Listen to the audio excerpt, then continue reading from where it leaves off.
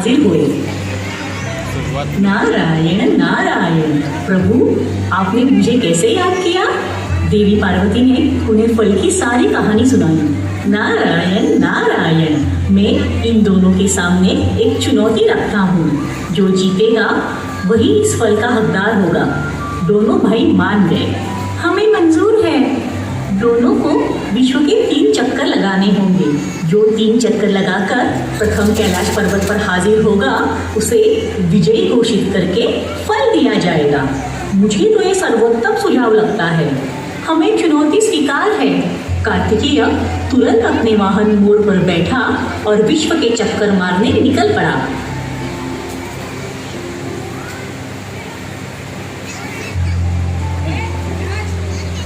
और यहाँ बाल गणेश कुछ सोचने लगा।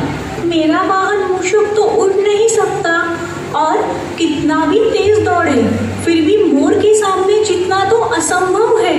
मुझे कुछ और सोचना होगा। बाल गणेश को एक कल्पना सूझी। वो मन ही मन मुस्कुराए। गणेश ने अपने माता पिता के इर्द गिर्द चक्कर लगाना शुरू किया। भगवान शंकर, माता पार्वती और नारद मुनि चकित हुए। वो सोचने लगे, बाल गणेश क्या कर रहा है? 3 चक्कर लगाकर बाल गणेश माता पिता के सामने खड़ा हुआ। पिताजी, मैंने विश्व के 3 चक्कर पूर्ण किए, अब मुझे वो फल दे दीजिए ना। पर बेटा, तुमने तो हमारे इर्द गिर्द चक्कर लगाए, कैलाश छोड़कर तो तुम कहीं गए ही नहीं, तो ऐसा कैसे कह सकते हो कि तुमने विश्व के चक्कर लगाए? माता, विश्व के चक्कर लगाने के लिए मुझे कैलाश छोड़कर जाने की जरूरत ही नहीं थी। वेदों और शास्त्रों में लिखा है कि माता पिता के चरणों में ही विश्व है।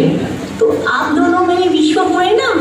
जब मैंने आपके इर्द गिर्द चक्कर लगाए, इसका मतलब कि मैंने विश्व के चक्कर लगाए और अपनी चुनौती पूर्ण की। मेरे लिए तो आप दोनों ही मेरा विश्व हो।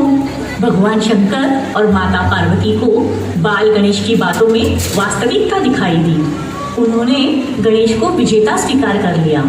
तभी कार्तिकेय भी वहां आया। माँ, पिताजी, मैंने विश्व के 3 चक्कर लगाए। बहुत अच्छे बेटा, पर गणेश ने तो ये चुनौती जीत ली है। ये कैसे हो सकता है? मुझे तो गणेश विश्व के चक्कर काटते हुए दिखाई नहीं दिया। तो फिर गणेश ये चुनौती कैसे जीता?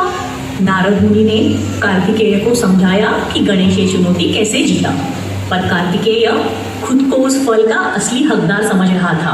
वो नाराज होकर कैलाश पर्वत छोड़कर निकल गया।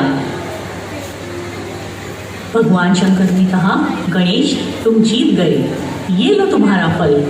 भगवान शंकर, माता पार्वती और नारद मुनि को बाल गणेश की बुद्धिमत्ता देखकर आश्चर्य हुआ। माता पिता का आशीर्वाद लेकर गणेश ने वो फल खुशी से खाया।